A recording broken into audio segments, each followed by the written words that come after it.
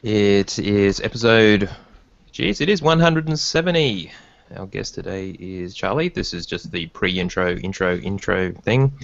We're still just messing about a little bit, but we're very close to actually going. Yeah, so let me tweet, letting people know that we're about to go.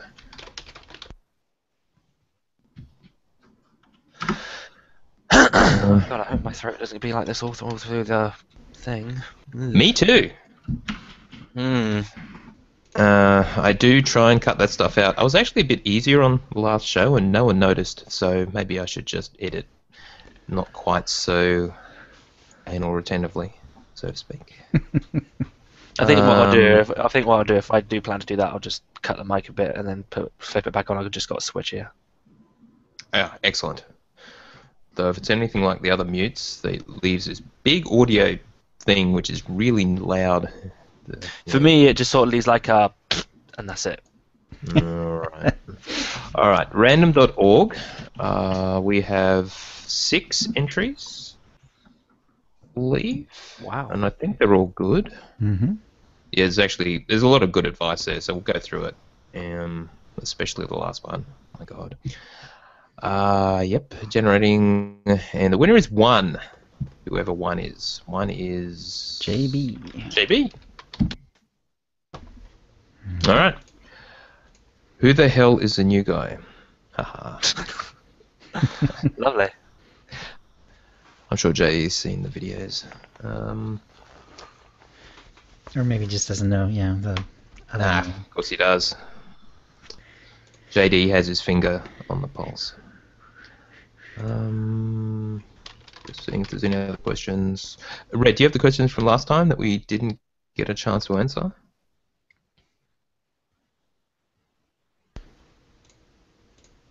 Somewhere? Red? Suppose if I unmute myself, you hear me. Yes, I do, and I will pull those up. Okay, could you paste them in at the end or something, just so we can see them? That would be excellent. Not sure how relevant they will all be. I'll remove what isn't needed. And yes, Spencer, the answer to your question about chill from earlier is yes.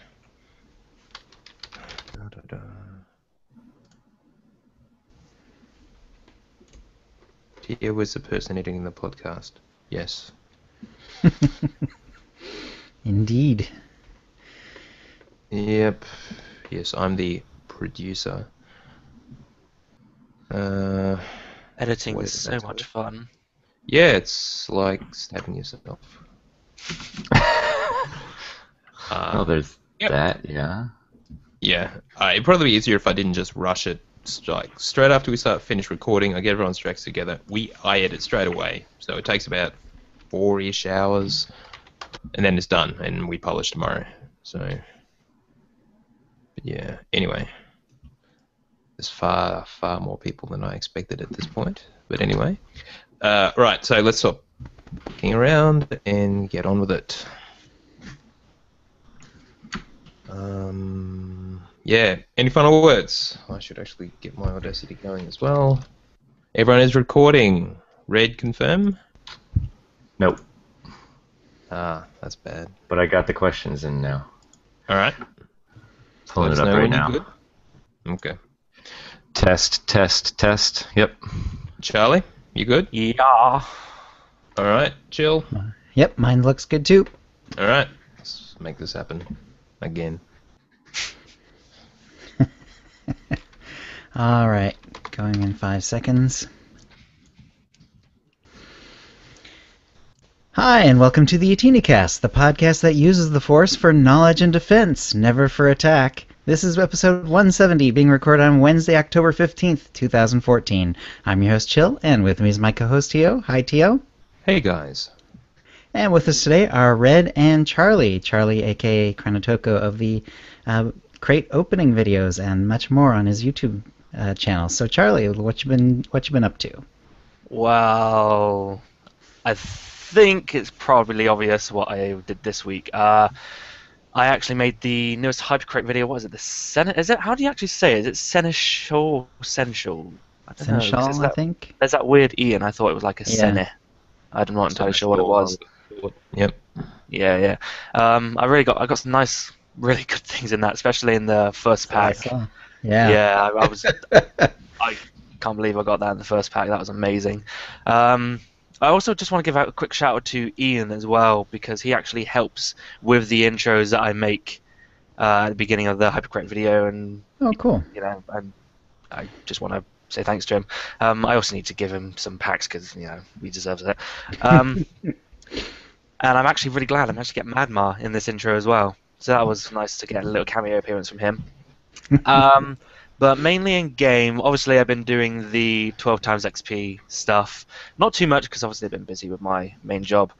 I did start a Jedi Knight. I think I've just reached.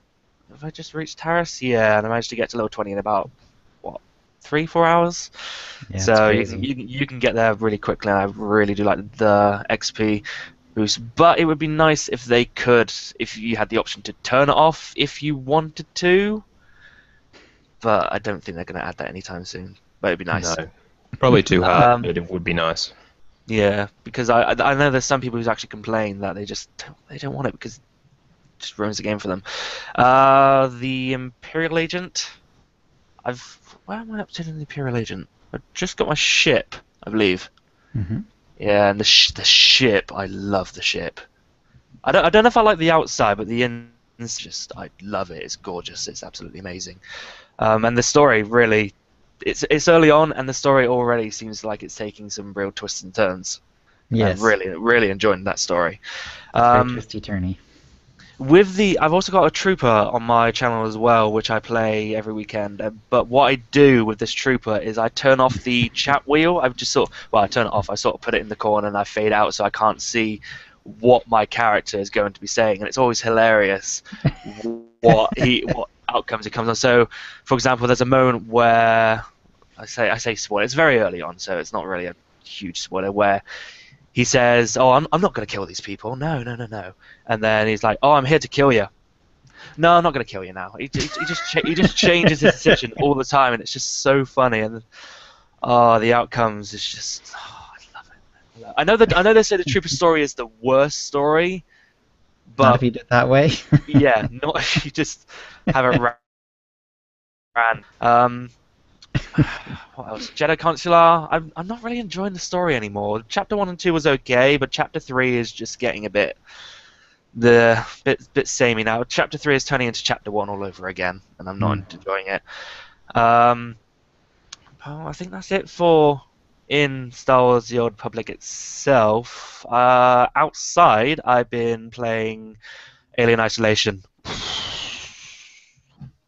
That is... Play it. Just play it.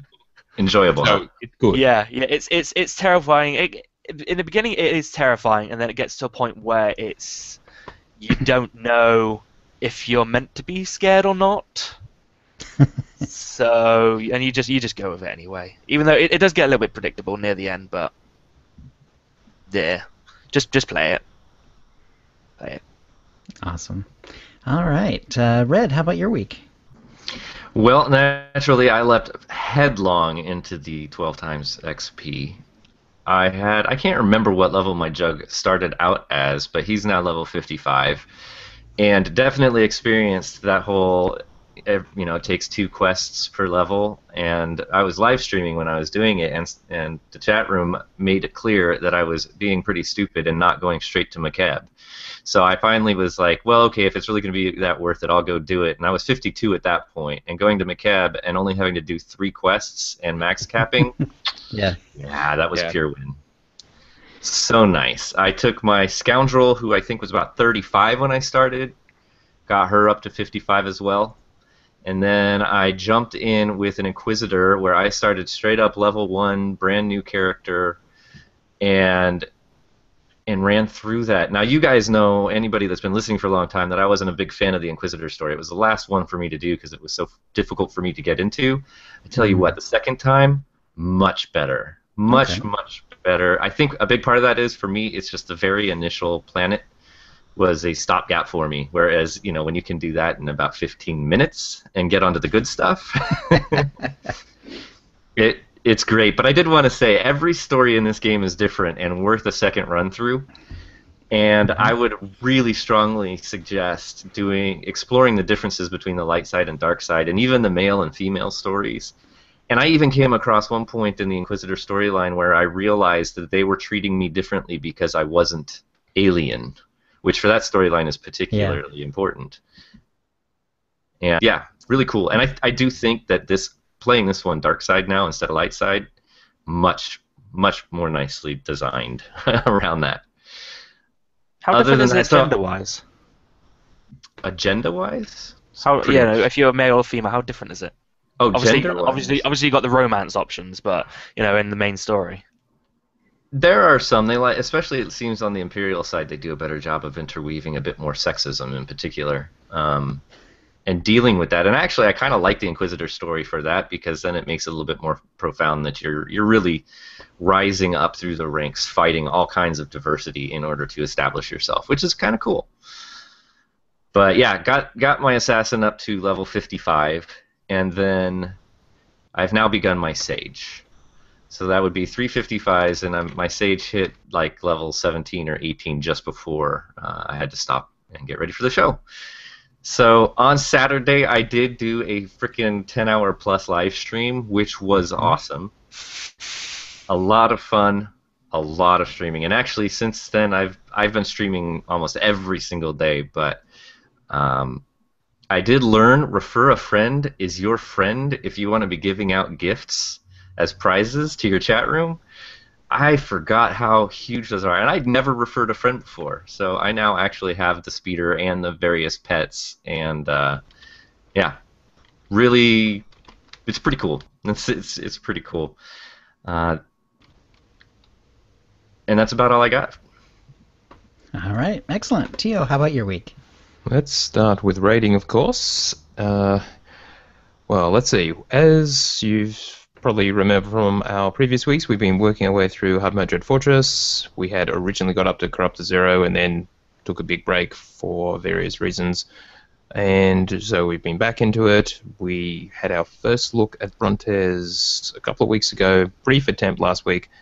This week, on our first day, we just cleared the first 4 in Hard Mode Dread Fortress, which is really quickly. Had a few goes at Brontes, and then on our second day, we took him down within an hour or so on that session. So that was solid. So another first for us. Again, we know we're way behind the curve, but yeah, our goal of clearing hopefully Hard Mode Dread Fortress and Palace, we've only got one left basically, which is the Dread Council at the end of Palace. Yeah. So in the time remaining, we just did Nightmare Nephra, and then the first 3 in Dread Palace, just for again a bit of extra gear, though we're almost all in full 180s plus some 186 stuff. Yeah, so it's really good. Again, we should have the full group this week. We'll just be focusing on Palace and hopefully get our first look at Dread Council in hard mode. So yeah, brilliant work to all the guys. It's all just clicking, everything's working out. So yeah, by the time 3.0 comes around, at least we'll have got that far. And we can hit the 2 new operations when Shadow over Revan goes live. I did want to mention that one of our regular raiders, Turg, he started a Sage on the Monday, as in from level 1, and was raiding with us in Dread Fortress and holding his own on the Thursday night. So that's just ridiculous.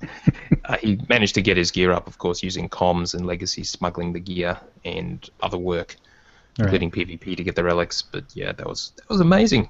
Thank you, 12 times XP. Speaking of which, that's obviously I've also been taking advantage of that. I have my Gunslinger, the one I did just so I could get the Lawmaster achievement to do the World Arc in Corellia. It's a whole lot of effort just for that. But anyway, I took him from 50 to 55. Did Corellia, finished that class story. What I should have done was take him straight to McKeb.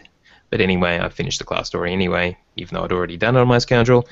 Okay. Finished that was done. And now I'm working on my Sork, my PvP Sork, who I leveled to 47-ish, just through, who'd always been Madness, even before it was cool, through PvP. And so I just thought I'd take him the rest of the way using class story. He was only up to Nar Shaddaa, so what's that, level 20? That's about where I left him. Right. So I actually did Nar Shaddaa, and then I thought, he's level 47, I can actually take him straight to Makeb. So I thought I'd give it a go. I thought it might be a little difficult, but with the buff from the GSI support thingies, Right. it was painfully easy. So,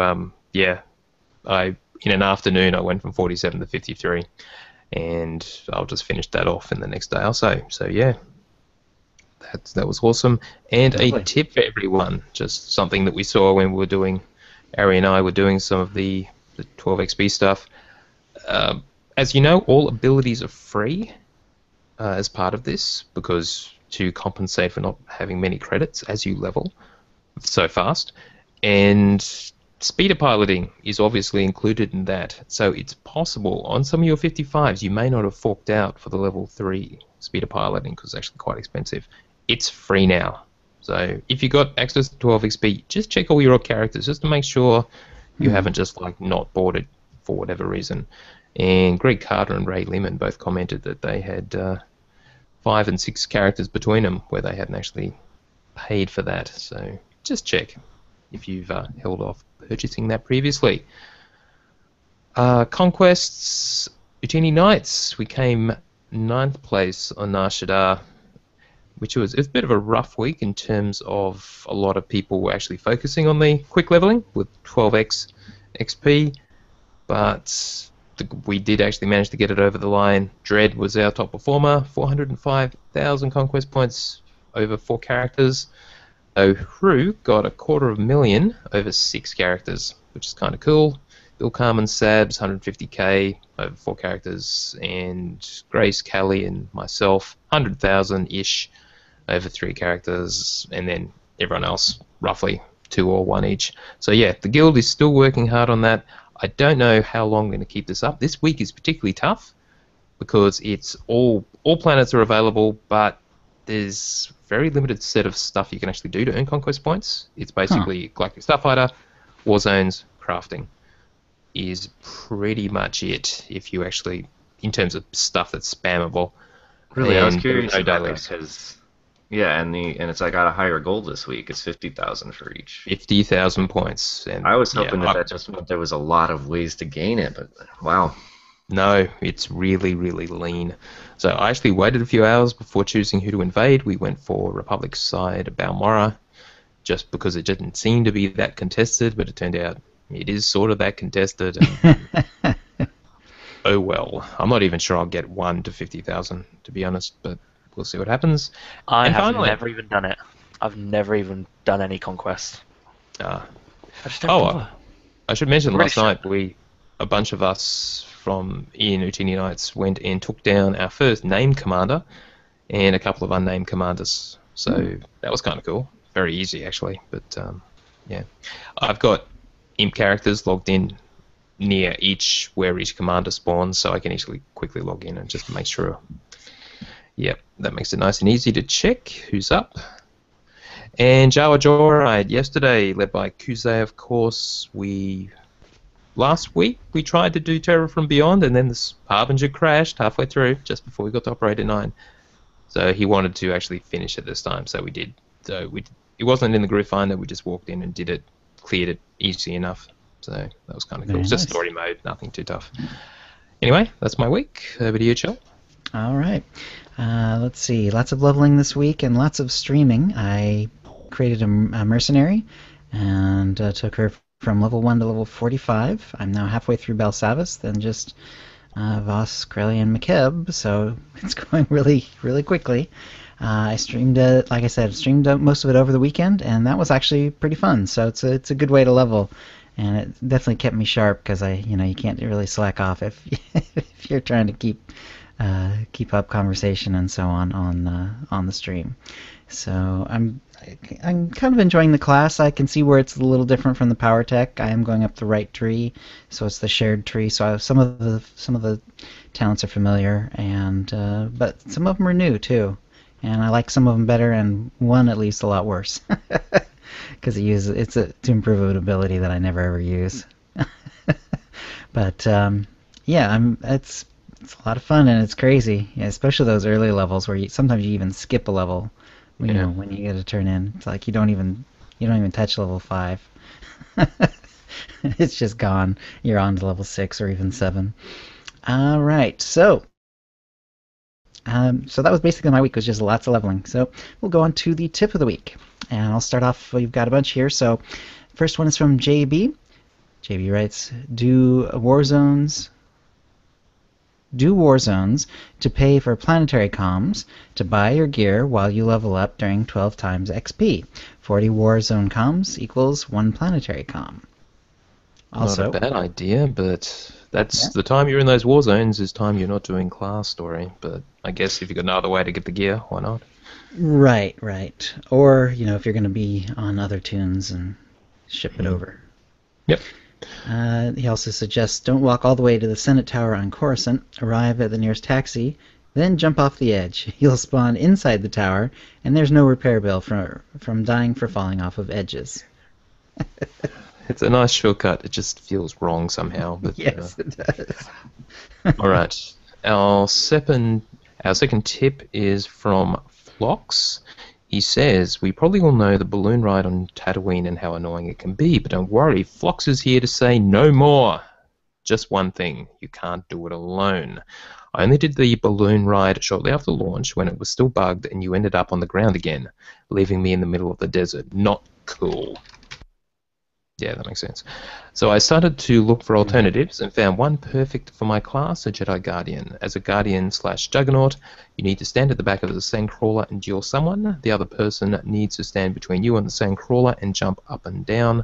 The Guardian Juggernaut then has to use Force Push when the other person is in the air so that he or she gets thrown even higher and lands on top of the Sandcrawler. With the right angle and a bit of practice, you'll be on the Sandcrawler in no time. And with a friendly leap, the Guardian Juggernaut can also go up there. Force leap does not work sometimes. If you search for SWOTOR Sandcrawler Push, you might even find a YouTube video about it.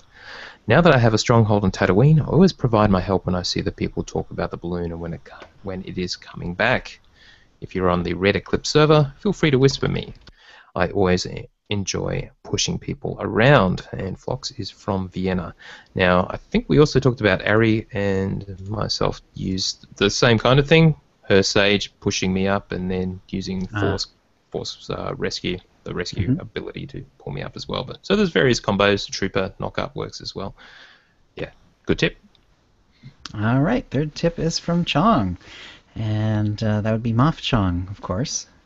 And Chong writes, with the 12 times XP gain, use planetary comms to buy armor. Then you turn them in before the 2-hour bind and buy new level-appropriate gear. Now, he says he tested this, so he purchases the gear using planetary comms. This is the blue gear, not the mods. If you use the mods, obviously they'll bind. You wear the gear, and as long as you hand it back in for the refund before the 2 hours is up, you can then get the planetary comms back and buy something else. Which seems like a really cool idea. So, anyone else try this?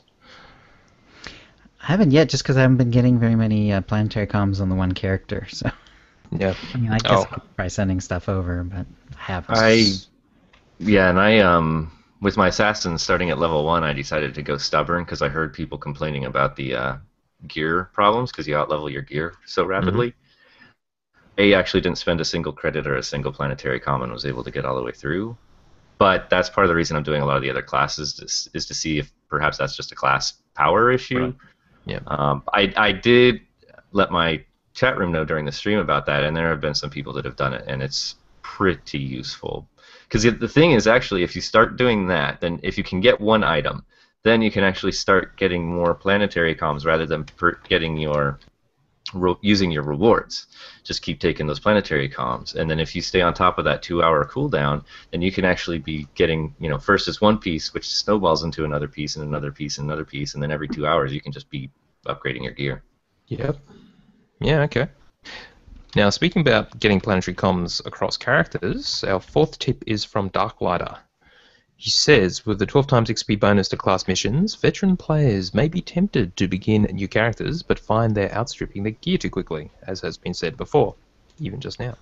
Mhm. If you have mains or alts, they will almost certainly have planetary commendation sitting in your currency tab not being used. In fact, I'm pretty much maxed out on most of my mains.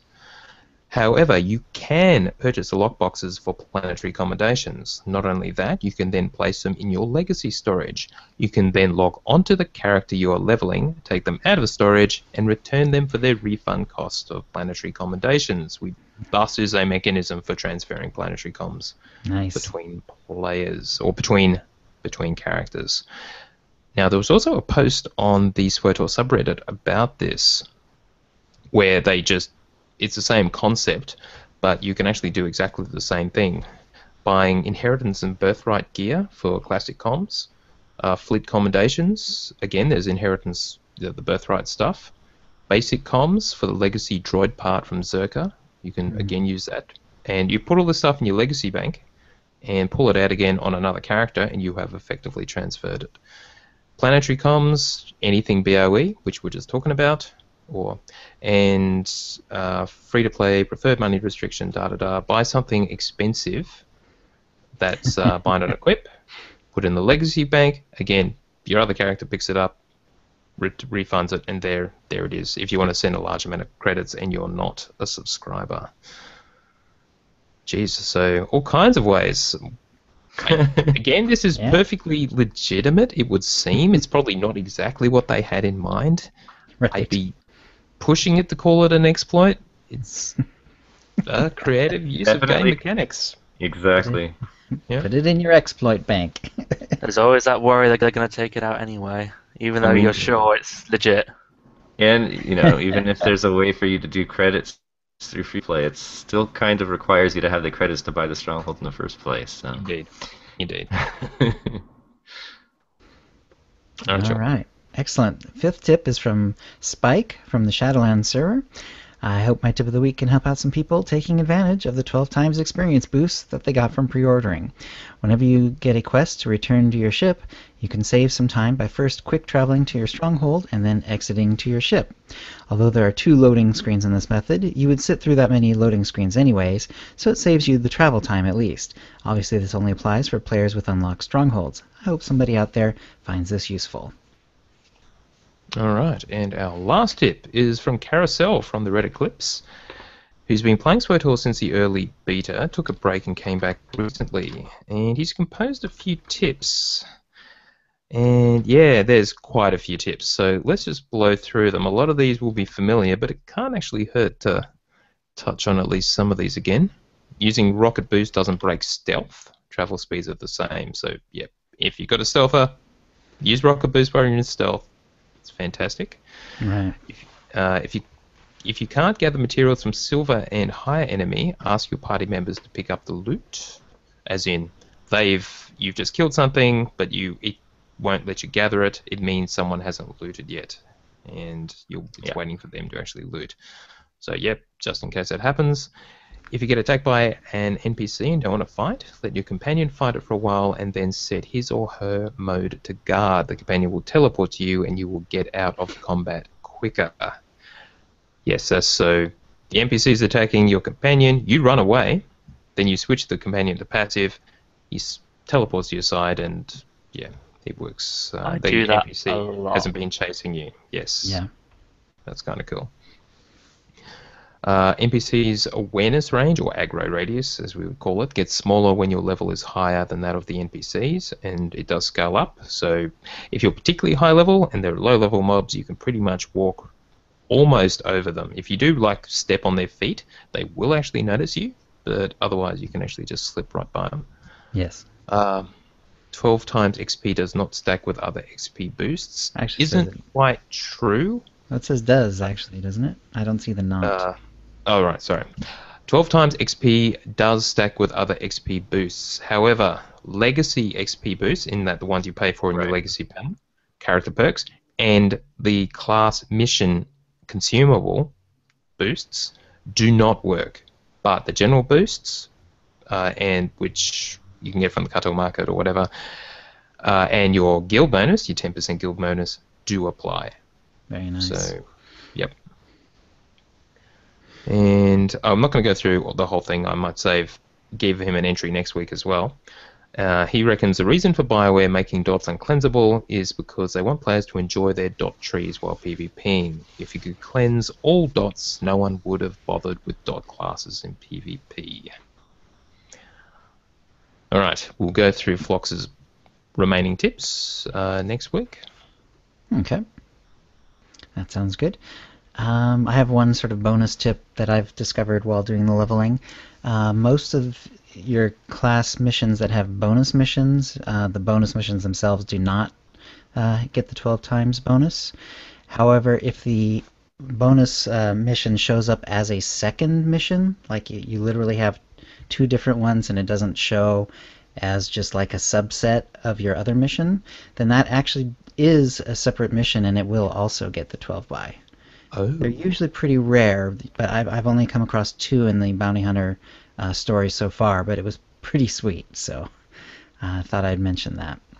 All right, by random allotment, the winner is number 1, and that is JB. So congratulations, JB. You're the winner of one of the M8R3 codes, courtesy of BioWare, and an OotiniCast provided Cartel Market Pack from the latest shipment. And if you'd like a chance to win the same, please send your tips to OotiniCast@gmail.com by next Wednesday. That will bring us to the holo feed. Alright, so let's start with downtime and stuff. On Tuesday, during the regular maintenance, they did not have server downtime. That was on Wednesday. However, on Tuesday, they did take the website down, and apparently that was in order to give strongholds access to free-to-play accounts. So there's no other changes to the actual website. So everyone now has access to strongholds, free-to-play, Yay. and obviously subscriber and preferred. So GSH is now officially launched. Now, on Tuesday, we also were given access to the Seneschal's Stronghold Pack. Now, Dolphy has coverage of all of the stuff that's in there. Nothing too special. But there is a bunch of decorations, which their sister site, tor-decorating.com, has listed out as well.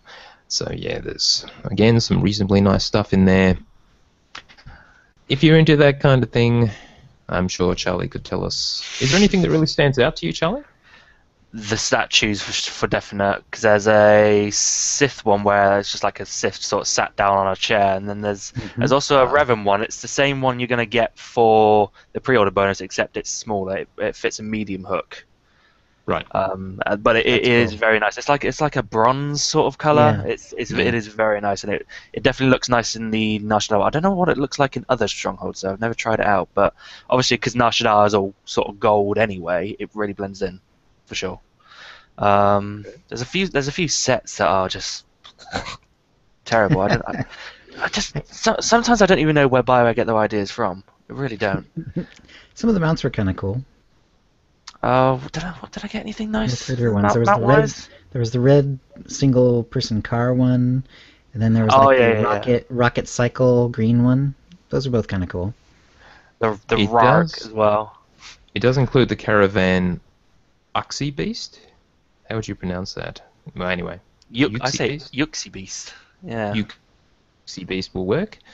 Which is, she's got a video, Dolphy's got a video demonstrating it. It's just kind of big, slow, and lumbering. Obviously, the same actual speed as everything else, but Right. If you're into the big animal mounts, yep. You're right, the decorations are amazing, you're right, especially those statues, but there's all kinds of cool stuff. The massive anti-air turret. Yeah. Yeah, no, I wish I Jay got commented that. on that. He said it was something he personally wanted. Anyway. However, there is a little bit of controversy about the pricing. Now, up until now, the previous Stronghold packs have been 210 cartel coins each, but this one is 300 cartel coins. Now, And in fairness, what was it, a few months ago, they did used to be 320 and 6,912 for the Hyper Crate. So they are less than what they originally were, but obviously, you know, but sometimes BioWare might put a lot of effort into a pack, sometimes they might not. So I suppose it's, is it up to EA as well, rather than BioWare, depending on the price? I'm not entirely sure. It could be that as well. Maybe. Well, let's hear the official explanation from BioWare. This is from Eric Musco. First thing to keep in mind is that our pack prices can fluctuate both up and down, even within a specific shipment, and like the Stronghold ones. Each pack is subject to its own pricing. In this case, the pricing of the early packs in the shipment were at a deliberately reduced rate. Even though the price of the Seneschal Stronghold pack is 300 Cartel coins per pack, still cheaper than, as Charlie mentioned, the previous price of 320 Cartel coins per pack. So that's their answer. It's just the early ones were, for whatever reason, discounted. But now they're kind of back to their standard or slightly lower standard price. Okay. I'm hoping that GTM prices are going to be up as well, because the previous packs, which are with all the 210 cartel coin packs, prices for decorations and any armor sets has been so low. I think I've been able to sell things like legs for less than 1,000 credits. It's been very pointless to pretty much sell things like that. So hopefully with the increase in price, I might get more credits now.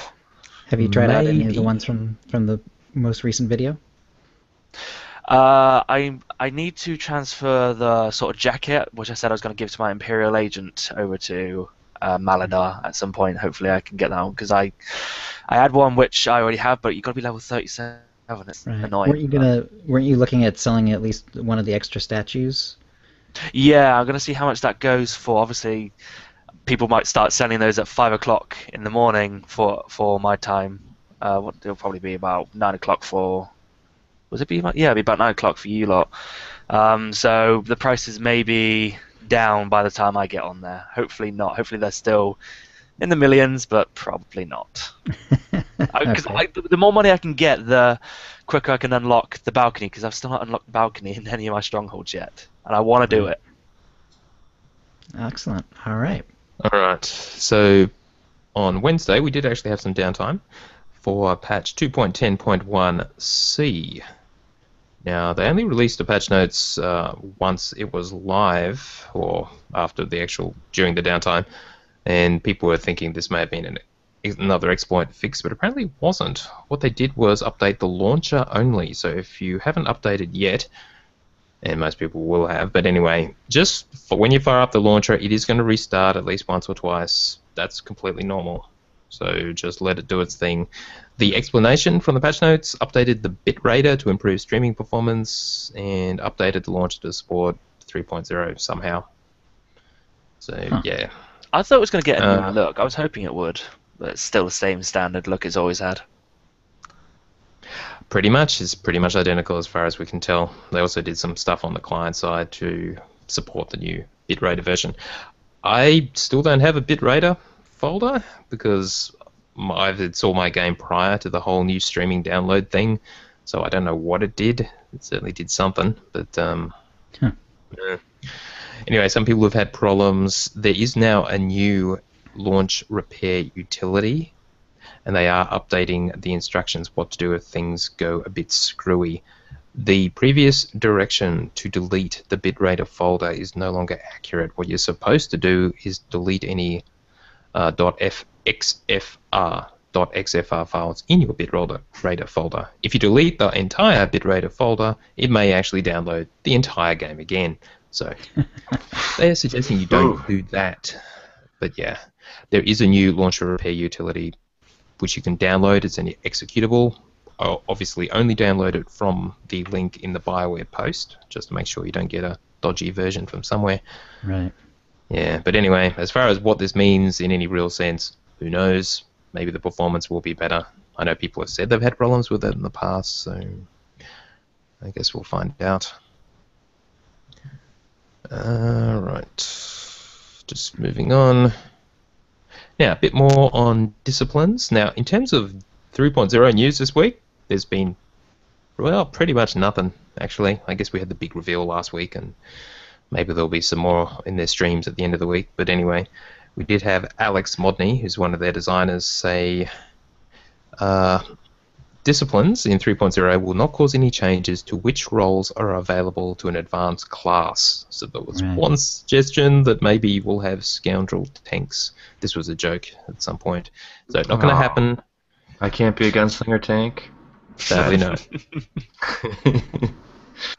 So he goes on to say, Gnome former skill tree specialization, such as a healing operative, it's still going to be a stealthy healer. None of their roles or identities have changed. The biggest change is in some former specializations have had their names changed. For example, the Madness Assassin is now a Hatred Assassin. That's all, because the shared specs aren't really shared disciplines. They're kind of divvying them up, as we talked about last week. Right. To a great extent. So yeah, all it means is the trees are now purer. The disciplines that replace the trees are now like a purer version of what they intended for each of those specializations. So nothing is changing aside from that. Well, and the irony is, like, say you take the dirty fighting from the gunslinger and the scoundrel. If you had actually played in that tree as each, the play styles are actually significantly different. Right. Like, down to the point that, like, you know, the basic premise being put up a bunch of dots, and then on the gunslinger, it's a channeled ability that takes several seconds that gets a huge boost of damage from how many dots you've got on your target. But on the scoundrel, it's an instant cast. You just thump them really hard because they've got the dots up. Yeah, so close to them. Yeah. At first, I was like, well, what does that mean that they're going to be changing these names? And somebody pointed out to me, in point of fact, it's actually really nice that we don't have this really false feeling that there was a shared tree. In fact, now we can speak to these disciplines separately. And when I'm talking about being that I like playing dirty fighting, a scoundrel isn't listening to me and thinking I'm a fool, because it's no longer going to be the same name. So it actually just makes everything clearer, I think, too. Red, could you take note of Faction 123's question? I'm not sure if this has been said, but was there any tips for gearing once you're 55? Yeah. Just for later. Thank you. Yep. All right. Now, we had a post from Andrew Horwitz. Oh, sorry. Let me get the order right here. Also, regarding the patch, people were asking about the 1 credit slot machine we're all going to be getting, because they kind of screwed it up in whichever pack it was. That will be next week. They have now confirmed that, as we predicted, it's kind of obvious, game update 2.10.2 will be next Tuesday, 21st October. Okay. So there's that. So once you fit up your room with all the slot machines, you'll be able to get your stack of 50 and make that happen. A casino can finally look like a casino. Yay. Awesome. All right. So we also had a post from Andrew Horwitz, associate producer, who occasionally turns up to community cantinas. I believe he was at the one in New York.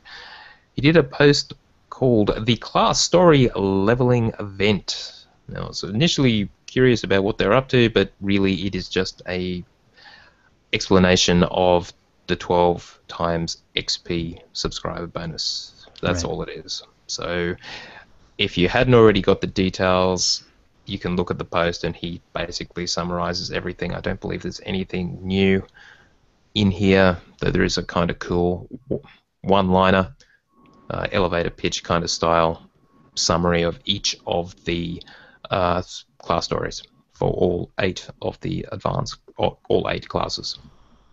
That's cool. Yeah, it's important to remember that although, yes, I would 100% recommend the moment you hit 47, go to your ship, use your holo terminal, and head to McCab.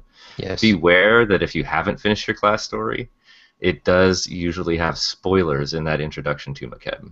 Yep. So. And one thing he sort of mentions is that you do, under normal leveling, you end up doing a lot of side things. Either you're doing the world arc, or you're doing flashpoints or other things to level up during that time. And it's, partly because you're doing other missions, and partly because it stretches out the amount of time it takes. You do sometimes, at least I do, lose some sense of the class story. I often I find myself getting kind of mixed up with the world arcs on several planets. So doing this on the Merc has been kind of eye-opening, and it's been kind of fun to just have this sort of very pure class story all the way through. Yeah. Agreed. Okay. Where were we? Now, someone on Reddit actually posted a 12 times XP FAQ, frequently asked questions.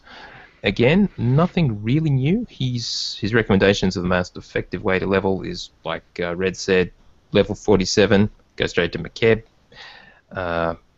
If you can always go back and finish your class story later. As 55, it'll be that much quicker.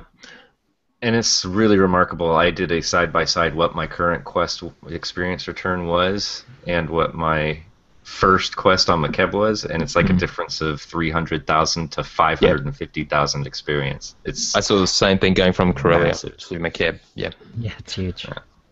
He also says join a guild with the 10% bonus, since it does actually apply, just to get through it that much quicker. You don't really need to. You could just do your full class story, hit McKeb, get through it. But the little bit does help, because my assassin that I took from level 1, I never joined a guild. In fact, I didn't pick up any professions or anything. I just did my class story, and I did notice I finished Voss and had to do all the quests in between, leading right up to Corellia, before I could make it to McKeb. Like, I hit 47 just before going to Planet Side, whereas my other characters that I had started, after having leveled a bit, so I was slightly ahead, nowhere near needing to leave Voss. So those little, it may not seem like a lot, but when you're starting from scratch, it adds up, and it will make it a lot easier for you to get to McKeb as quickly as possible.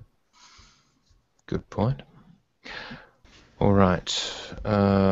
And finally, in his FAQ, he says, I hate this stupid buffed experience, or I'm leveling with a friend who doesn't have it. Is there any way to avoid it? And the answer is no. Hell no. You've just got to... once you've pre-ordered the expansion, you're stuck with the 12 times XP boost, unfortunately. Well, you could, start a free play account. I suppose. But then everything is... Well, you wouldn't... Yeah, you could.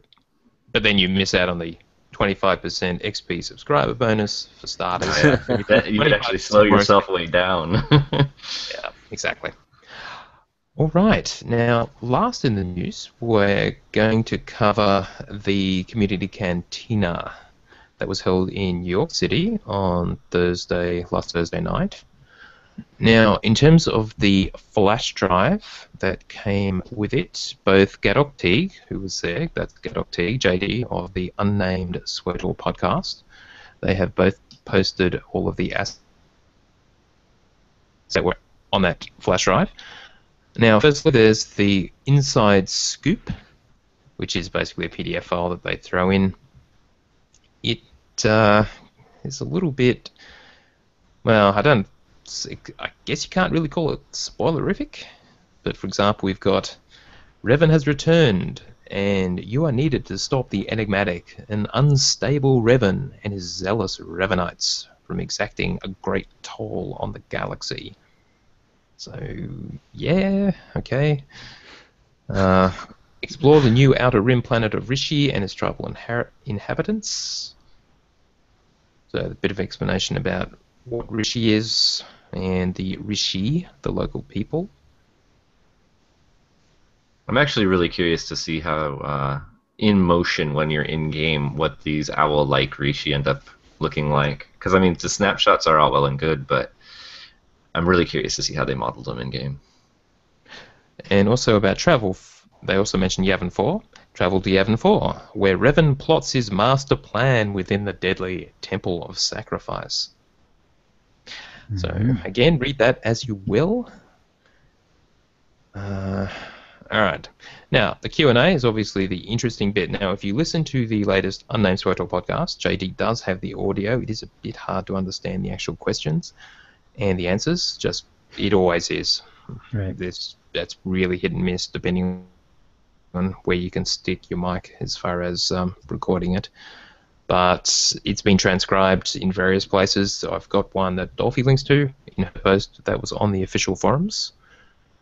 And nothing really new came out of that. And that's exactly as you would expect. They try not to reveal new information, but boy, did they fail this time in the after Q&A section. Dear God. But anyway, we'll get to that. We're not going to do any spoilers in case you were wondering. We'll talk about that in a minute. Anyway, State of PvP, not happy with balance. But that's what 3.0 is all about. There's going to be a complete level set of all of the classes. So PvP will hopefully be, well, it'll all be different. And hopefully with the new system, they'll be able to balance more quickly than they have been able to in the past. People griefing by purposefully making others flag for PvP. Sadly, it looks like it's still happening. They're bugs. They just got to be pointed out, and they will be fixed, because that should not be possible. No one should be able to grief you into non-consensual PvP on a PvE server, obviously. The guild ship expansion for small guilds, yeah, whatever, not going to happen unless they really decide it's a problem, but they probably won't. Probably what was new, can you increase the red sphere drop rate from the GRE event? I love this one. And, yeah, the audio is actually pretty funny. They asked, do you want it, of the crowd, and the crowd says yes, and they said, okay, you got it. So, yep, that's going to happen. Maybe. Will class quests be structured more like the 3.0 class quests from now on? And the answer is they want to include as much class stuff as they can, and with 3.0 they are testing how this is going to work out. But they will never do the full storylines like pre-50 stuff. Because remember, it is 8 times the work. 8 times the work to do that. To do those class quests, as opposed to a single mission change. So what they've told us they're going to do for 3.0 is, in at least one point, probably just the one point, the mission will branch, the single mission on each faction will branch, and every class will get their own little thing to do. Whether it's all the same goal accomplished in different ways, I suspect not. I think it's like 4 completely different things, all contributing to an overall goal, comes back together, and then moves on. I mean, I envision it to be something like you need to get into a building, smuggler, go over here and take out the power supply, force user, go over here and cut these communication cables so that they don't see us coming or whatever, and then everybody meets up and goes in the building. The irony of it is we all want our unique class story to feel as unique beyond level 50. But the irony of it is I actually rather like this, because as you play through all of the 8 different stories, although they are 100% different, they don't really lead into the same location. They don't tie together particularly well. Yep. If this is just an experiment, hopefully everybody is very vocal about liking it, because then they could give us maybe more than one class specific, but they're telling one story. Now once you've finished 50, now we can tell you maybe slightly different perspectives on these different individual side quests, but still the same overarching story arc. They don't have to write individual stories for all 8 base classes. They can just give you different takes on it. Yeah. So if this works out next time, they may do it again, like in multiple places. The problem with some of the class stories is that they just, obviously they feel finished, but you just get that sense that you're not quite done with your story. You feel like there's some more that can be told, but we're never going to get there, unfortunately, I don't think. I mean, you said earlier that obviously it's 8 times the work, and I can understand that, but what if they just did a chapter per expansion? Obviously, it is 8 times the work, but chapter per expansion, maybe. It's less work, won't take as long, possibly. Maybe they could eventually get there, maybe. Yeah. All these people I see who are returning to the game, surely SWTOR is going to be making a lot more money than it did when the game was declining into subscribers before the free-to-play model. Obviously, it's making a lot more money now, surely. So surely they have enough money to make more class stories proper again, possibly. Maybe. But then there's also other stuff they could be making, like flashpoints, and operations, and Warzone maps, and new Galactic Starfighter maps, and Galactic Starfighter ships. All this stuff. New strongholds. Stuff for packs. I think it came up last week, or maybe it's in just a second. But the fact that they said that effectively at this stage, they've got all of the new stuff in the game that they really wanted. They wanted Galactic Strongholds. They wanted GSF. These super secret side projects. I'm kind of hoping that next year what they really do is they don't have another super secret side project like that and can focus on consistent content releases, as well as maybe the next super secret side project is a lot of the quality of life stuff that we've been wanting for a long time. The buff bars and, help for healers and just a lot of things that they may not seem like a big deal, but as you tweak them, it makes the gameplay itself just so much nicer that it's a lot more compelling to play. Yeah. Has it got to a point where obviously they've got all these free expansions like Galactic Starfighter and Strongholds, but it's got to a point where you don't know what else they could add now for a free expansion? Because I can't think of anything. No, and there probably won't be any more. Unless it's like PvE for Galactic Starfighter. I mean, that's one potential thing. But you're right. It probably will be paid expansions going forward, and given that a game needs money to be able to develop new content, it's not such a bad thing. Can't have everything. Well, you get what you pay for, basically. So, and we've actually done pretty well this year in terms of the free expansions. Gosh, man. The irony is, like, everybody always gets on Musko's case because he seems so enthusiastic about things.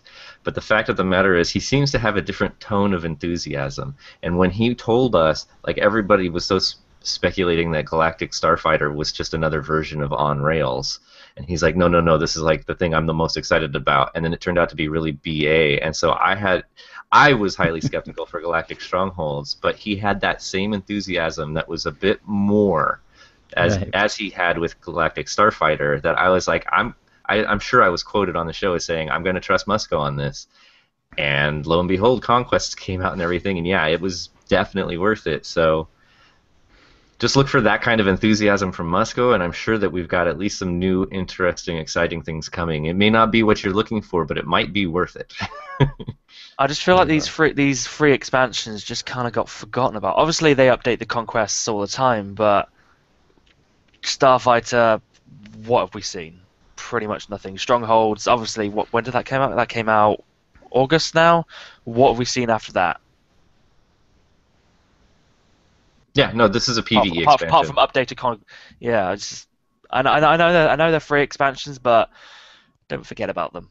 Don't forget about them, because there are still people who want to continue playing Galactic Starfighter, but with the same content over and over and over and over, they're not going to want to stay.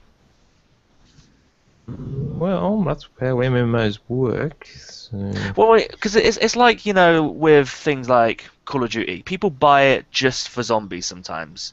So there are people who probably play just for Starfighter. Sure. But that's why they are expanding all those other modes as well. There is a question about that too. Yeah, it may not be in this expansion, but fear not, content will be coming. Yeah, for all aspects of the game. All right, let's quickly go through the rest. They asked why so long between operations. As you know, it was like over a year since Dread Palace and Dread Fortress came out. And they actually gave us a frank answer, and that they had they could have given us 6 months ago a new operation, but they knew 3.0 was coming. So anything that we got out of that new operation would be kind of obsolete, and would have meant we only got one operation with 3.0. So they never want to do this again. They never want to leave so long. I suspect probably everyone would have been happier with that one operation 6 months ago and one operation with 3.0, but it's done now, and they hope never to do that again. You've got to think, when you make an expansion, once you make it, it's set into the story. I know it's not. I know it's expanded story at the moment.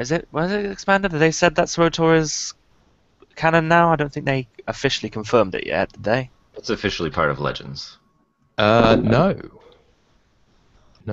Well, it's still unofficial. Now, there was a story recently that OotiniCast talked about, that he was referencing an article on a website that said that, well, as of now, it's officially Legends. BioWare or LucasArts had confirmed that. The sources for that were all back in April from the original announcements. Nothing has changed. Okay. They have not declared that SWTOR and the Old Republic era and the stuff in the whole Old Republic game is not canon. They haven't said it is. They haven't said it isn't. So that article, it was just a bad article, bad source. So, but again, if you're going to be making an operation in SWTOR's sort of little story arc, it would be set in stone. So they gotta really think hard about that when they're making an operation. Yeah, no, that's fine. All right, let's quickly go on because we're running a bit low on time if we want to get through everything here. Same gender romance arcs in 3.0, and as they did with the Fortune Alliance's story arc, etc., all NPCs basically will be player sexual, which basically means that no matter what gender you are, you can romance them, which is, yeah, fair enough. So that's what it is going forward. If you can flirt with it, it'll do ya. Basically. And there will be no companion same-gender romance arcs, however. So all our existing companion romance stuff is unchanged. And they're not going to change that. Let's see. Will Colicoid War Games become a hard mode? And apparently not. It will be just too much work. And Red Reaper is the only other old Flashpoint that hasn't got a hard mode that I can think of. Okay. And they did mention that, so no Colicoid though. And having pugged that any number of times and the puzzle element of that, I can sort of see why they may not want to go to the trouble with that. Dot cleansing, we talked about that. You will not be able to cleanse dots in PvP. This was a clarification that they added, which they should probably have made last week when they did it on the live stream, but they didn't. So damage over time cannot be cleansed from players, but however, it sounds like you will be able to do it in PvE. But they will explain this fully when they do their full combat system reveal on a live stream sometime soon. Sounds good. Yep. No new companions in 3.0. At some point, I would love to talk to them and just get an answer as to what their thinking is behind why are you making these decisions the way that you are, just to have it explained, so that we know what their design philosophy is behind it. Yeah, that would probably changes and evolves in reaction to all kinds of stuff, which is totally legit. It would just be nice to know why. No. It's a pretty. I mean, basically, you just took a defensive away from from 6 advanced classes, and made it something you can use on somebody else. Let's listen to them explain it when they do explain the full combat system change, and if they don't reveal their philosophy there, I'd be really surprised. I assume they'll just lay it all out. Here's what they're changing and why. Will commendations be changed in 3.0? Apparently they're keeping the ultimate, elite, and basic exactly as they are now, but they haven't confirmed, but very strong suspicion they'll all be converted to classic comms, just like they did with the Rise of the Hutt Cartel. But they'll be using the same commendation systems for the gear that we will get for the Revenant gear and all the rest of it. Let's see. Will 12 times XP come back? Apparently it may sometime after 3.0. So maybe it could be some sort of special buff or something. Who knows? The details, it's all completely up in the air at the moment. So it's possible 12 times XP could come back in some form. As we know, this does expire at the end of November, on midnight December 1st. So you do have until then to take advantage of it. Don't bet on it coming back, though it may. I read somewhere that someone further quoted someone that their thoughts on that were that if they do, they were actually thinking of tying that into Legacy in one form or another. Which possibly, I would like. However they actually implement that would be exactly how I'd like to see it done, because I feel like you should be compelled, at least your first time through, to actually explore the planetary story arcs and other things like that, because although they may not be as replayable, they're certainly worth doing once. For sure. Mm-hmm. For sure. I keep saying it needs to be a level 50 legacy perk, or if they're gonna upgrade the legacy in the expansions maybe to level 60, perhaps they should do that, because I feel like they do need to start adding more to the legacy now, and this would be a great addition as well. Also, I feel like that the 12 times XP is going to make future double XP weekends feel a bit obsolete now. I know double XP has planetary stories now, but counts towards planetary stories, but I feel like people are going to be so underwhelmed now in the future. Right. They just have to wait a few weeks and everyone will forget. It's fine. Yeah. All right, and also JD, as we already mentioned, he was there, and on the Unnamed Soto podcast, he talked through the Q&A that he did with developers, and he got the most amazing answers. Yeah. The last part of the show, at around the 53-minute mark, he talks about story spoilers. We will not touch that. If you really want to know, by all means, listen to that, but you should just listen to the full show, hear JD's, what he said in his own words. And Just he does a quick really summary. good job of giving fair warning when he gets into that spoiler section. Yeah, So. you will not accidentally stumble into it. So, yeah, definitely worth listening to. But what he did confirm is Togruta, which is Ashara. She is a companion of, is it the JK, the Jedi Knight? Warrior? Ashar? They're the ones with Yeah. the they have sort of painted looking faces, and they And have the big head things. You're right, head, tails Yeah, that the go down, Togruta. as well as It's either sort the of warrior or the looking inquisitor. horns that go up. Yeah, Right. they're always quite striking looking. So Yeah. So anyway, Actually, it's the it's inquisitor. not coming in 3.0, but okay, so it's a Sith Inquisitor companion, Yeah. Shara. Yep. So that's it. Now they're Or looking most into options. importantly, For... Ahsoka from the Clone Wars. Oh, of course. She's awesome. Yeah. right, so good. So Togruta is it. So I was hoping for Nautilans, but oh well. All right. They are looking into options, working on separate gear stats from fashion, some sort of costume manager, just like they have in Lotro and other games, where you can basically have a cosmetic set, which is what people see when they look at your character, and then have your real gear, which you're wearing, which completely defeat the purpose of the whole mod system at the moment and how it works. So I honestly don't think they're going to go this route, but maybe they'll do something. So yeah, don't expect that anytime soon. They did do a Especially pod if we racing. haven't been told about it now. Yep. They did do a pod racing prototype, but abandoned it due to technical issues, server lag being cited as the problem with determining race winners. Of course, why not do swoop racing, given it's a time run and it's basically just you, not you against other people. Or It bring worked Pazak as fantastic well. in KOTOR. What was that, Charlie? Bring Pazak as well. They can at least try with that. If they can do it in KOTOR and in an inferior game these days now, why can't they do it in SWTOR? Swoop racing is a hell of a lot of fun. I mean, Pazak's Yeah. fine, but yeah. Swoop racing is better. Particularly the KOTOR 2 version of it. It's just amazing. I mean, hopefully they come back to the prototype. Maybe they can upgrade their servers or whatever they do to upgrade, and they might be able to fit it in. Maybe as like we were saying earlier, as a free expansion possibly. But I guess we'll see. We'll see, yeah. The current 55 top-level operation gear, which I guess they mean Nightmare 186 stuff, rating 186, will be the entry-level gear for operations at level 60.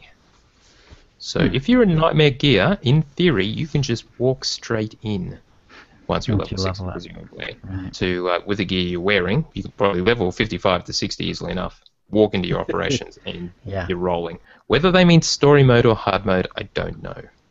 I was able to full clear Terror from Beyond hard mode without getting a single piece of gear in my whatever gear it was that I was getting out of Right. Nightmare EC and whatnot. So Probably mean hard mode then at level 60, but we don't know. right. There'll be no World Boss in 3.0, but we will be seeing one. They may level Explosive Conflict up to the new cap of level 60, but they won't be in 3.0. They may look into faction change. I never thought they'd do this, and they've pretty much said it wasn't going to happen, but apparently it's been considered. So, bloody I hope hell. not. That I feel like that's going to ruin the game. Yeah, It would be real bad.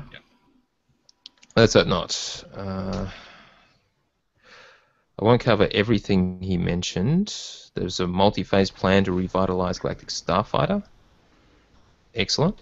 And the whole giving people more requisition so they can get their ships geared up faster is just the first step in that. The two new tactical flashpoints that we know we're getting with 3.0 are leveling flashpoints. Tacticals for 55 to 60.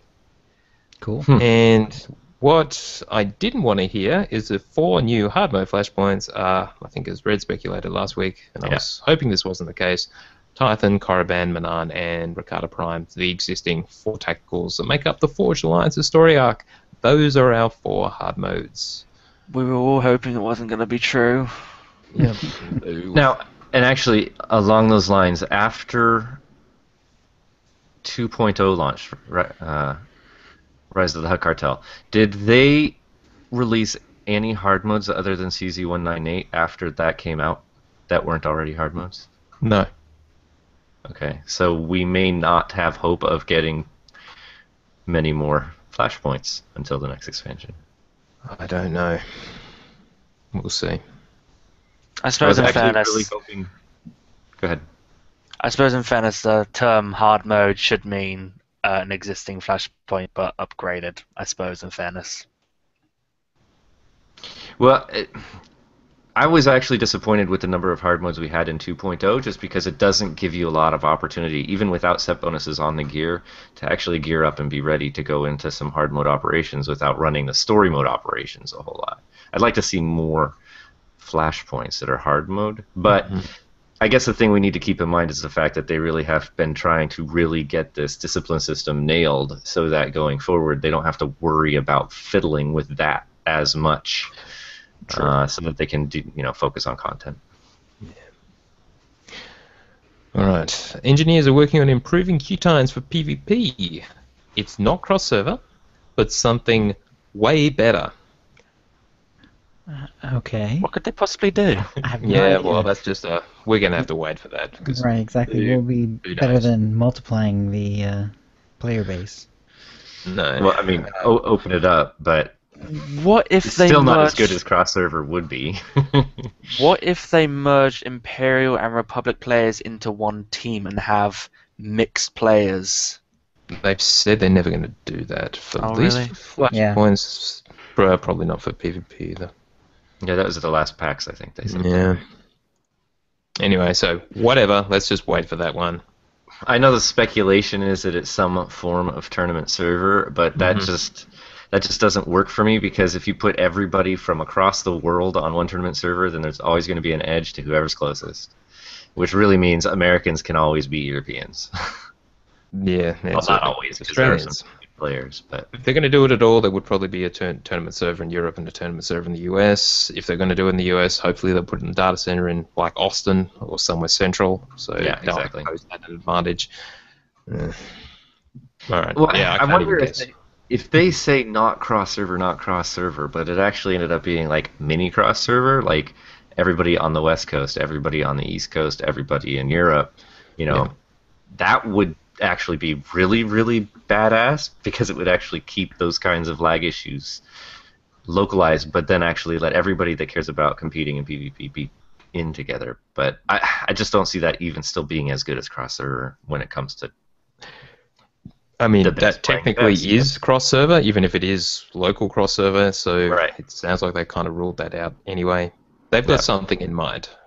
And Snave, in his interview, which we'll touch on a bit later, did actually ask Musco about this explicitly and couldn't get any details out of him. But he reckons that Snave will be not blown away, but not unhappy.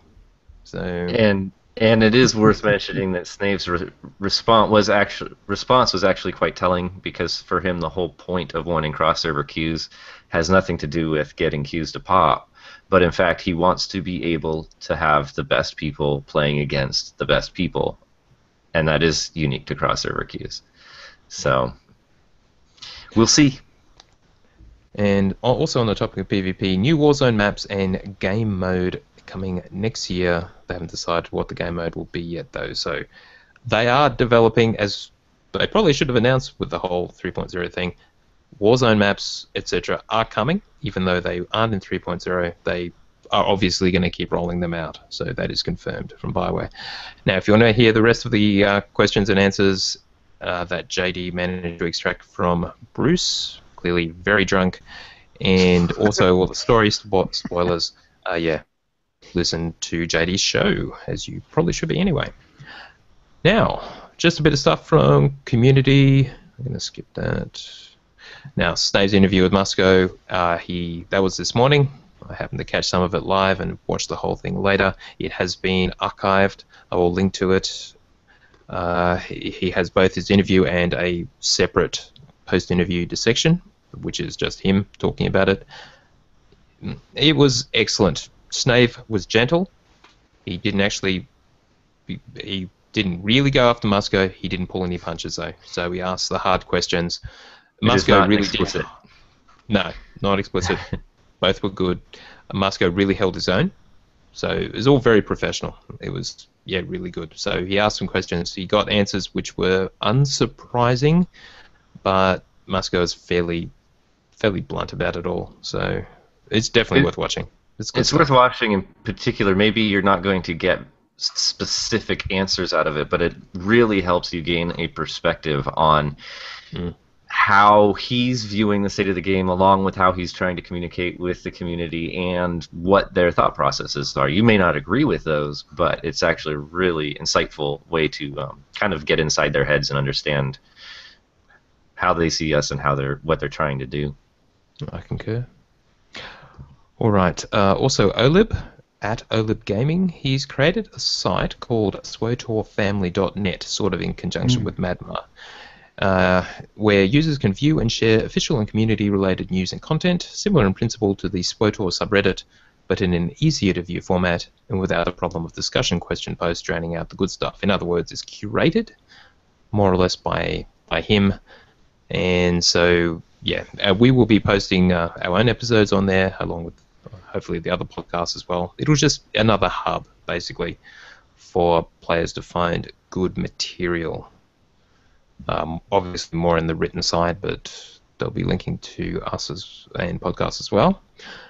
And finally, in community, just on the website, we had a question from Carousel asking about whether we could put our show on Windows Phone, given that that's apparently a thing again after Zune, kind of. You know. Right, because we were on Zune. We were on Zune. We were in the Zune marketplace, and apparently it's all the same back end, but somehow we dropped off. So I did actually, after getting this question, I did submit us again. You actually have to send an email. It's kind of cute. And Microsoft. And they did acknowledge just this morning, actually, and say that we have been added again, our new show. So you should be able to find us within 24 hours. By the time you listen to the published version of this show. And that's the news. Okay, excellent. All right, so that will bring us to the Force Feedback, where we read out your tweets and emails. And chat room, if you have any questions to ask, Red will be gathering them to ask once we're done with the feedback. And I didn't mention who was in the chat before, so let me go through that real quick.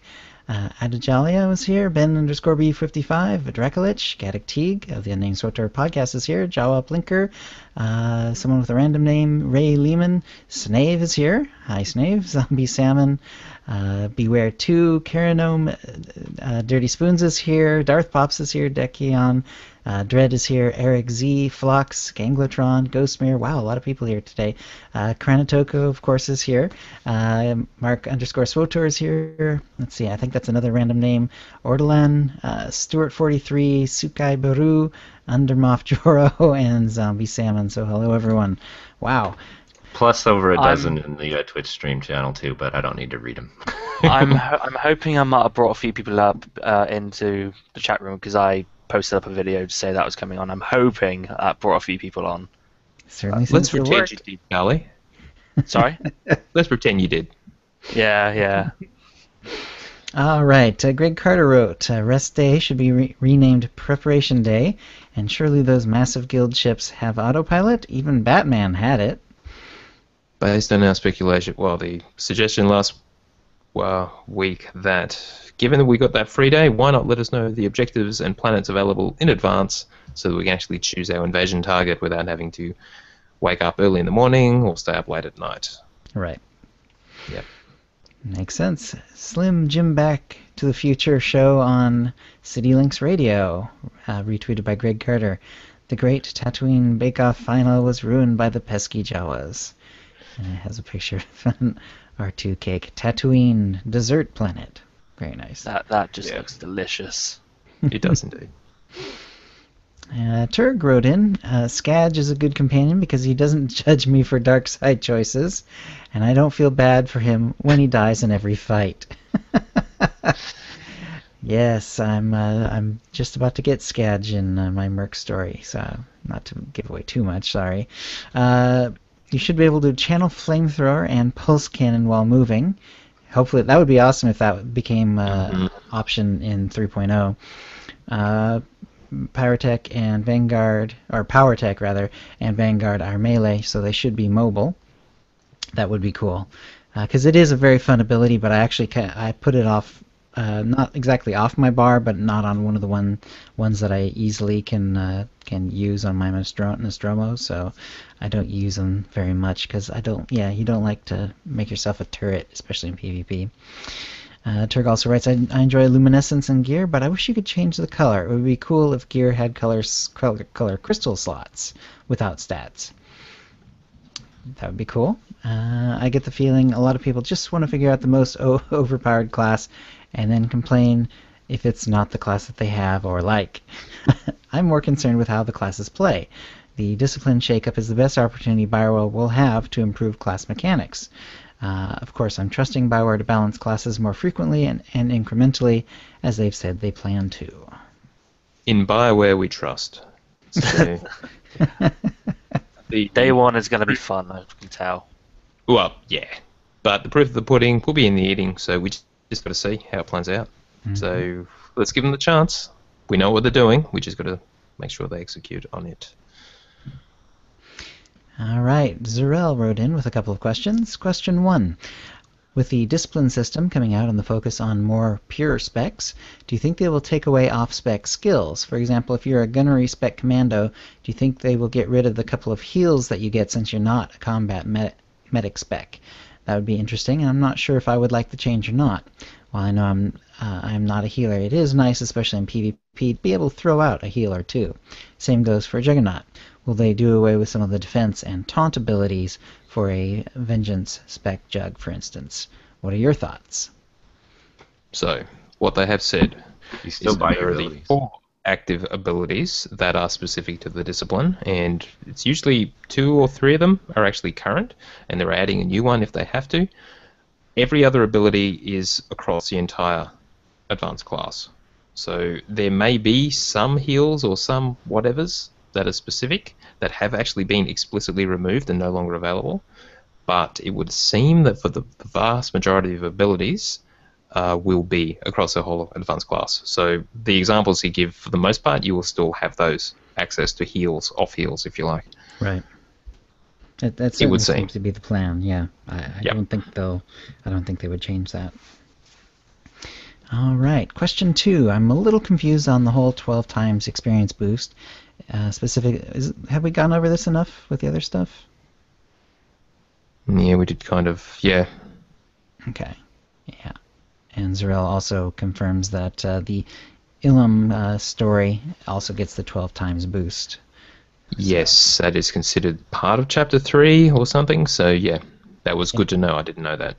If you really want to do Ilum, why are you doing that? You should go to McKeb. I guess if you don't, yeah, that's hardly necessary at this point. All right, PJ wrote, I'm not sure if this is any good, but I just went level 0 to level 30 in 6 hours. That is very good, I believe. It's pretty outdoor. Yeah. It took me 4 hours to get from 1 to 20, so for them to get it to 30 in 6 hours is amazing. Yeah, that's quite good. At Descartes wrote, 12 times experience plus mission OCD equals serious dilemma. First world gamer problems. It's okay, just let it go. Let it go. Forget about all those world missions, just ignore those quest givers with their little things, just move on. I was going to say, can't you turn them off, or is that just low-level ones? I think it's just low-level ones, actually. They'll always be there. Do we want me to read the whole SWTOR? Yeah, I was wondering about that. Yeah, it looks like all stuff we've handled before. Pretty much, yeah. Yeah, skip. Okay. Rinthgantha, Bounty Hunter on the Ebon Hawk, wrote, with the 12 by experience boost for class quests, I'm wondering what what side quests are still worth doing, even with them granting negligible experience. For example, on the Imperial side, I would think the Revanite quest line is one of them, especially given the nature of the expansion. Which ones would you plan on doing regardless of the XP bonus? None of the above. If you really, Val- really want to see them, either you've done them However- before, But or you Bill also Savis. go back. Milsavis, you like that? You like that world class arc really well, or something? Well, because it links to, should I really say? The Dreadmasters. The Yeah, so Dreadmasters, you yeah. maybe if you wanted to have that as part of your character's story. But going back and doing that stuff at 55 is really, really quick. So maybe you can Yeah. just blow through it and then come back and do any of pick out the ones you like. I was actually thinking of doing this because, of course, I've been recording as I do the super, super fast class leveling, but it does mean, come the expansion, I can go back and make videos of all the planet story arcs and experience them in the same pure fashion as I did my class story without being distracted by having to go places for the class story. I can just do the planet story, which is kind of neat. All right. Let's see. Corey Ernst wrote, I'm getting back into SWTOR. Where should I start? I left right around free to play. Yeah. That's kind of hard, but Yeah, You don't know if you were, in terms of if he wants to start a new class, you don't know if you want him to start with the worst story or the best story, because maybe you want to make him work his way up, but then if he starts with the best story, you might find it a bit underwhelming as he gets further along in other Without class knowing stories. what kind of story he likes, the fact Yeah. of the matter is there is no best story or worst story in this game because it depends on what you like. I know people that will live and die by each and every one of the class stories as the best, bar none, and others that will say that they're the absolute worst, bar none. So, but assuming that he actually probably completed at least one or two class stories, given he left free to play, which was at least 6 months after launch. If you just want to get 55 quickly, pre-purchase the expansion and subscribe. That will give you the 12 times XP boost, of course, and that will be able to get you as many 55 as you like in very quick order. Once you're 55, obviously you can then start earning credits or whatever just to get yourself back up to the appropriate levels. If you've never played Galactic Starfighter, which you wouldn't have, give Galactic Starfighter a try. You might love it. You can try in-game PvP at the moment, but personally, I just wait. Depends if you're into that kind of thing. Get yourself a stronghold. You don't even have to subscribe for that, and get yourself some decos. Start farming the old stuff. There's just a ton of stuff to actually do in the game right now, so it's basically whatever you want, but you won't be bored. That's for sure. that makes sense. All right. And Red, what sort of questions do we have? okay. Actually, we had a couple people that were asking kind of along the lines. This is from both last week and this week. Actually, Kranatoka proposed it last week, and GT, was it GT? Okay. Yeah, GT. What if they did episodes of SWTOR so that each class gets a class quest, but just bring it out every major patch? So you just get a little episode each major patch. Which is basically what Charlie was suggesting.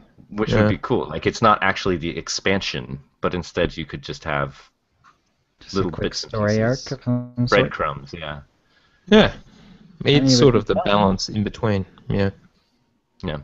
I think Definitely I actually possible. like that presentation because then it's like, no, you don't have to tie it into a story arc for new planets or whatever. And they could even send you around the galaxy, just, whatever they want you to visit that major patch or whatever. But I want to see class stories, like the mini class stories that all tie into one story at some point. yeah, Maybe that's if what I'm they- looking for. Maybe if they were to somehow, God forbid, end SWTOR, they do that for like a final curtain close kind of thing. That would be really sweet. So, Ghost Mirror wanted to know if we've heard anything recently from the guy who was inheriting the guilds, several different guilds. Don't think we've heard from him Nothing recently. beyond what we've read, yeah. Okay. And then Ben B55 was wondering why there isn't a grand statue of Kephis. Why are we getting Revan but not Kephis? That is Kephis a is fantastic more suggestion. Make that so. A BioWare. Kefis statue, That would be yeah. awesome. It would be Yeah. really cool, and you could have multiple of them because he's got his Yeah. different incarnations. Right, Indeed. and you could put all the pictures you have of you defeating him in his various boss fights behind him on the wall. Indeed. Oh yeah, you're right. The trophies from the achievements. Yeah. Absolutely. There's several of them with his picture, and then I guess he appears in that one in Dread Fortress, but I doubt I don't think he shows up on the picture because he's not the main boss. He's the ad. But he's the main boss in several of them. Faction 123 was wondering. I didn't know if you wanted to save this for a Starlight Digest later or what, or even if we should just wait till 3.0. I'm not sure if this has been said, but do we have any tips on gearing once you're 55? Since he's never been max level, but now that with all the major XP boosts, He's going to accidentally 55 quick, yeah. going to cap out. Oricon would be a good place to start. Archon's a beautiful place to start right now. That story arc will give you a solid piece of like early rating, low quality gear. So Yeah. and it's a pretty much full set of gear too. It's good stuff. That's probably the easiest. I mean, other than that, you do your Flashpoint dailies, or you do story mode operations. Most guilds are happy to have, if they're doing story mode stuff, they're happy to carry people along because that at this point that's the whole point of story mode. So. okay. Yep. Question specifically for you, Kanatoko. Floridon wants to know if you ever open hypercrates outside of your YouTube videos. I don't.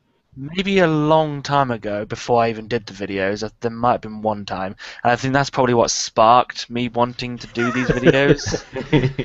I Actually think. get something more out of them. Yeah. I mean, I was checking back on my old videos. Some of my old videos, they're pretty atrocious now. And I just found out that the very first video for the Hypercrate I did has now reached 11,000 views, which is very nice. Very nice. Also, many people have asked me to take all the. I am actually going to do that at some point, but I don't know when. And what was it you were going to do? Because you lagged. Yeah. Oh, I was going to take all the intros in my pack opening videos and combine them into one, because many people have asked me to do that. To make a story version. Yeah, and because I'm not entirely sure whether to take the intros away from the pack opening videos now and put them in as their own separate thing, but I'm not entirely sure. You carry it through, but you set, so many openings, and then after so many openings, you release a complete episode, and then you continue doing it as intros until you hit that number again, and then a complete episode. Like a season release for the story. Yeah. JD confirms that at the cantina someone had already suggested the Kefis statue to Bruce McLean, and he wrote it down. So excellent. I actually did it. Woohoo. Can I just say I'm sorry. I'm really disappointed that they're not coming to the London Comic Con next week, because I'm going there, and it's a shame that's not where they stopped on their tour to finally come to the UK. Did say that in his interview with Snave that they looks like they're going to try to get to the UK next year. Yeah, finally. Cool. Yeah. I wonder if they've thought of doing a statue of your own character. In other words, you can that so much. make your character turn into a statue and make that a decoration. Well, they've said that they really want to do, like, what do they call them? Mannequins. Mannequins. That's the closest you would get.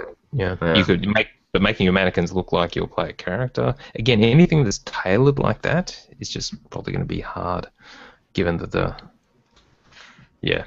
What I really want them to make, but that would be cool. What I really want them to make, and they could probably make a lot of money from this, is if they allow us, like World of Warcraft did. I think they did. I don't know if they still do. The way you can take a character and you can actually get a real life statue of your character. I want them to do that. The company that did it. To do that. That would require the armory to be public, or an armory-like thing where you could actually view your character and their gear on the web or something. Right. That'd be nice. Yeah, the company would then take those 3D models and use those as the basis. Yep. So, High Maintenance Grace was wondering, and I can't remember if we mentioned this before, do we know the specific day of the community cantina in Vegas? We do not, and it's getting more and more urgent because it's only, Yes. 3 weeks away or so? It's not long. Yeah. And so, obviously, we're going to turn up on the Friday afternoon, and if it's on the Thursday night, bloody hell. But the range is Friday through Sunday, so it'll be Yeah. on one of those evenings, most likely. I asked Hillary to see if she could at least confirm that it wasn't going to be Sunday, because if I can at least confirm that, I can set up my Right. travel plans. But right now, I'm still kind of up in the air. Yeah, it would be we great don't to know narrow it either. down. Pretty soon, I'm just like, it fits.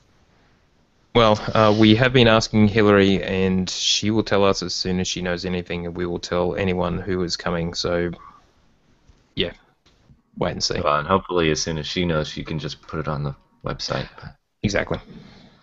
And Hey, the last question is that Dracolich he was asking me, but I'm going to put it out there. On the Bastion, November 2nd, from 7 p.m. to midnight on server, there will be they're trying to make epic proportions a Galactic Starfighter competition. Everybody on the Bastion, you can put together your 4-man teams, and they do also organized teams. So if you get on to the Bastion and join the GSF channel and just say, hey, listen, actually go to the forums, register, let them know you're coming. If you've got a team, you can actually register up your team.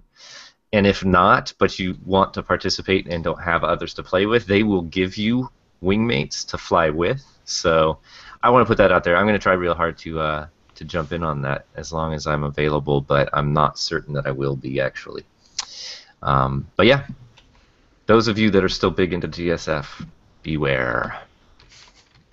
All right. All right. Let's wrap up. That's a show. If you'd like to play with us in the Utini Knights Guild on the Republic side of the Harbinger server, or in our Utini, rage! Guild on the Empire side, do a /c join Utini to join the Utini channel, then ask for the quiz that lets us know you're a fan of the show. You can email questions and comments show to OotiniCast@gmail.com. Follow us on Twitter. We're on @OotiniCast. I Twitter under my own name @Brandon L. Starr, and Tio uses his name @Jason Etheridge. Red Twitter's under @R3DN4, or you can watch him on twitch.tv/R3DN4. And Charlie is @Kranatoko, or subscribe at youtube.com/KranatokoGames. Check out our website, OotiniCast.com, which has links to our presence on Google Plus and Facebook. You can subscribe to us on iTunes. We're also on Stitcher and Spreaker, and now on Zune. We record the show live every Wednesday at 4:30 p.m. Pacific. Go to OotiniCast.com/live to find out how to join in.